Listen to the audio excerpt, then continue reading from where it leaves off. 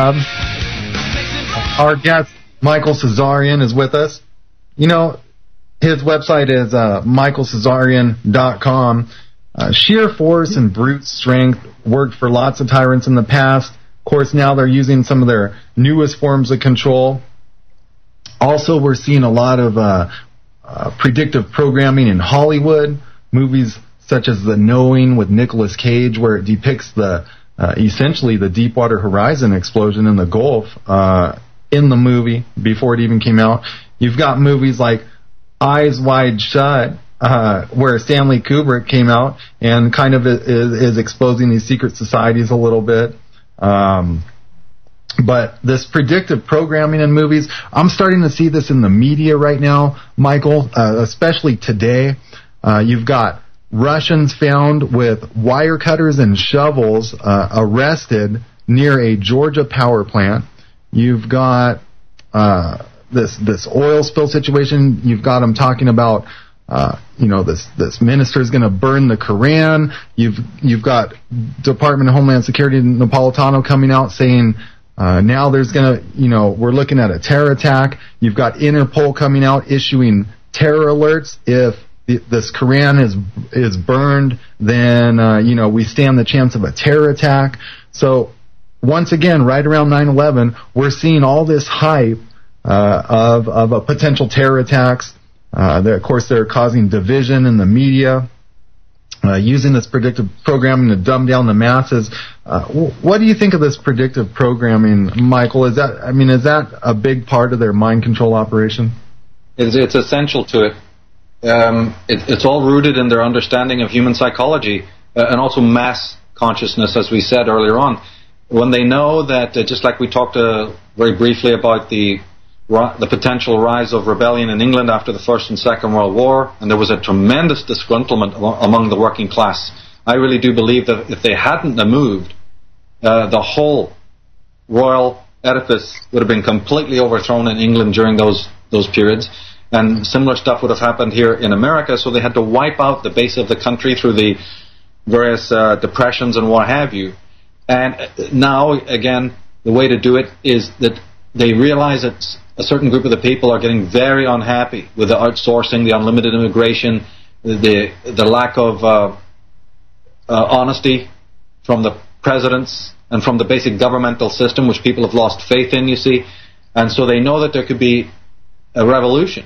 And therefore what they then going to do is say, let's wheel out one of the old conflicts. Let's bring out the religious conflicts, because those have worked for centuries.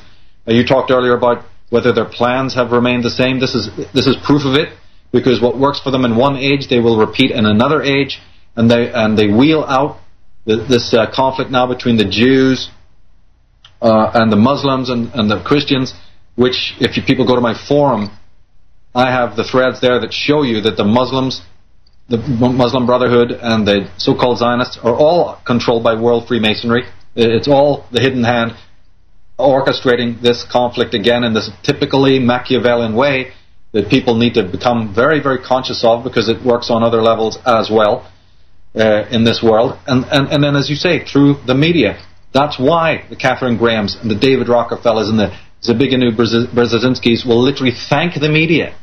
They'll literally have these galas, and they'll meet at the headquarters of these press organizations and thank them for going along with the agenda. There's a reason, they've even said it, that without your help, we never ever could have gained the power that we have gained. And for instance, in my other work, I even talk about the way that the media presents science in these extremely utopian and glowing ways to us, and hiding the fact that there's an enormous meltdown in the scientific world when it comes to the meaning of life. But if you looked at the way that science and scientists are presented in the media, you would literally think that these are the champions of society, and they're cracking the code. I've even have pictures on my forum of people like Craig Ventor and various other, Bill Gates types, literally with an aura around them. It's subliminal. You don't see it until you become aware of it. They even have this sort of halo of light or there'll be subliminal crosses and crucifixes and other sacred symbols around them on Time magazine and in the media, the way that these people are presented, as to make us again identify with Big Father, Big Brother. That idea that we need that stabilizing image, that imago, but we don't realize that, the very fact that you need that already categorizes you as an infant. You know what I'm saying? It's like you're still going to remain in an infantile level if you're still looking up to Big Brother to lead you because you don't know which way to go. Yeah. We do have open phones. The number is 402-237-2525, 402-237-2525. We may or may not take your call. We haven't even scratched the surface yet here with Michael Cesarian, and our time is limited.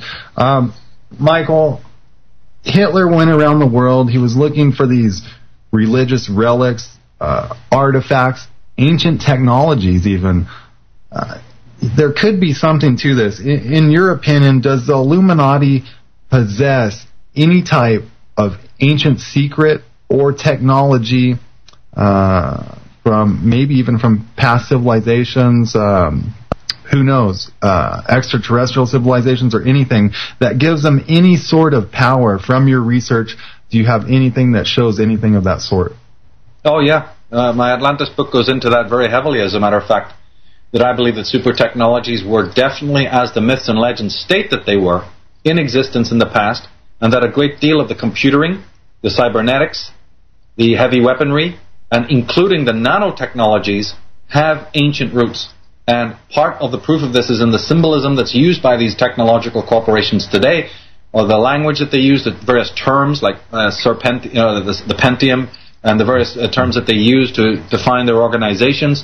Many of, again, the subliminal content of what their people's champions speak about, the fact that they're members of the solar cult, where the solar symbolism is all over their works, and very, very occult serpentine symbolism. This is a particular, because when you talk about the Illuminati earlier, one thing we forgot to talk about is that the Illuminati is a constellation, an amalgamation of many groups, subgroups coming together. There's a cult of Dionysus, which I've talked a great deal about in my life. Then you have this Dragon Brotherhood. And I just put up on my forum the fact that, when you see these celebrities with one eye open and one eye closed, or they'll have this weird thing where they're only showing one eye. That is a direct link to the Dragon Brotherhood that has surfaced and then disappeared many times in history. It appears and then disappears, various orders, various orgs. And so there's that line, which is very much a technological line of specialists and experts in that type of instrumental control and development. Then you have others who are more like sorcerers, who work through the media, and then you have a whole section of these controllers that specialize in pharmaceuticals, apothecaries. Even the word medici is medical, the medical people who specialize in herbs and ointments and control through that. This is very much where the Knights Templars are also rooted as well, and many other organizations that have that type of expertise. So there's many schools. Illuminati is basically, you can look at it like a college in which there's many sub-fraternities making it up that specialize in certain areas. And when it comes to technology, absolutely, I think the evidence is clearly there to show you not only the antiquity of these technologies that are being presented today, but it's even there. It's even in the ancient writings. There's allusions, especially in the Vedas, especially in the Indian Aryan Vedas of northern India, that now are dated many, many thousands of years, up to 7,000 to 10,000 years now. These documents go back, and there's clear evidence in there. Well, that go ahead. Just basically as it is in the Celtic and the Irish legends, that super technologies were used. Yeah, and you mentioned Atlantis, Michael, and I'm sitting here wondering, does any of this tie into the ancient civilization of Sumer? Yes, it does, very much so, because I think it's in Gaelic. I can't remember if it's Irish Gaelic or Welsh Gaelic. The very word Sumer means serpent. And in ancient days, before it got corrupted, the symbol of the serpent was the symbol of the high ones. These would have been Atlanteans, the Lemurians, those who contained the alien blood, but also were the sort of the keepers of the knowledge. the Brotherhood of the Serpent, the Brotherhood of the Snake. And this was a worldwide organization that later became corrupted, but they were the keepers of technology. And of course this technology even has to do with agriculture and the rearing of seeds and all of that as well, don't forget. Not to mention the building of megalithic sites, the positioning of those sites